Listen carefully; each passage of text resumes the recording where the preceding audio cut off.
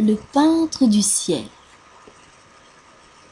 Il y a de cela très longtemps, alors que les couleurs venaient d'apparaître, un peintre, Tiago. Enfin, peintre, pas tout à fait. En effet, Tiago n'avait jamais peint une seule toile. Pourquoi? Parce que son talent était beaucoup trop grand pour tenir sur un simple tableau. C'est un jour de pluie que l'idée lui vint. Il allait chercher des pommes quand il leva le nez vers le ciel. Un ciel tout blanc, comme d'habitude, parce que le ciel était beaucoup trop loin pour que les couleurs puissent l'atteindre. Tout blanc, oui. Mais bien sûr, elle était là l'idée. Tiago venait de trouver la plus grande toile du monde, le ciel lui-même. Poussé par la joie, il rentra chez lui si vite que tous ceux qui croisèrent son chemin pensèrent qu'il volait. Il s'enferma dans sa grande maison tordue et commença à réfléchir si fort qu'il entendait presque remuer ses méninges. Il lui faudrait d'immenses pinceaux et des seaux géants pour y mettre la peinture. Pour les couleurs, il savait comment faire. Il allait presser et essorer des centaines de milliers de fleurs différentes. Tiago trouva tout ce dont il avait besoin pour pouvoir peindre le ciel. Il allait peindre le ciel du monde entier. Comment en laisser une partie après tout? Tiago s'était déjà décidé. Le soleil serait jaune ou orangé. Le ciel, lui, serait bleu par beau temps et gris par mauvais temps. Alors que la nuit serait d'un noir bleuté, les étoiles brilleraient comme des grains de lumière.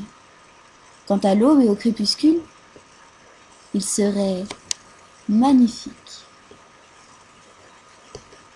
Alors qu'il était temps pour Tiago de commencer, il réalisa que même si ses pinceaux étaient immenses, le ciel était beaucoup trop haut pour lui. Alors, il se fabriqua des chaussures volantes grâce à de superbes ailes de cygne. Il avait tout. Le peintre Tiago allait enfin pouvoir colorer le ciel. Oh, évidemment, il commença par son ciel, celui juste au-dessus de sa maison. Puis, il peignit le ciel de la ville et celui du pays tout entier. Ainsi, il fit le tour de la terre, avec ses pinceaux et sa peinture que des oiseaux portaient à bout de bec pour l'aider. Tiago donnait au ciel ses premières couleurs, pour le plus grand bonheur de tous. Comme c'était beau!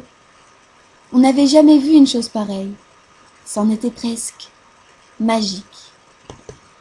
Mais quand Tiago rentra chez lui, une mauvaise surprise l'attendait. Le ciel était redevenu tout blanc. Il avait perdu sa peinture. Tiago comprit alors que même si elle venait des fleurs, la peinture ne tenait pas éternellement sur le ciel. Alors, Tiago prit une grande décision.